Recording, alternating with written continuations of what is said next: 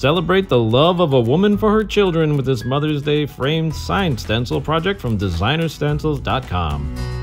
First, spray the backside of your stencil with some repositionable spray adhesive and wait a few seconds for it to cure. Next, position the stencil on your canvas paper and press into place.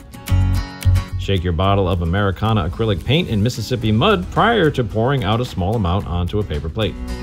After thoroughly soaking the bristles of the stencil brush, remove excess paint using the edge of the plate and by swirling the brush on a stack of paper towels. The brush should be barely wet. Too much paint on the bristles will result in bleeding underneath the stencil. Apply the color using numerous light coats. When finished, peel away the stencil and wait a bit for the paint to dry. Finally, place the canvas in an appropriately sized frame.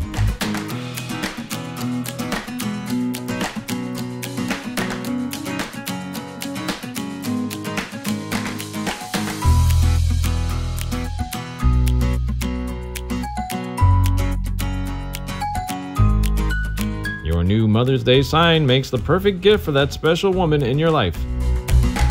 For more tips and ideas, visit DesignerStencils.com today.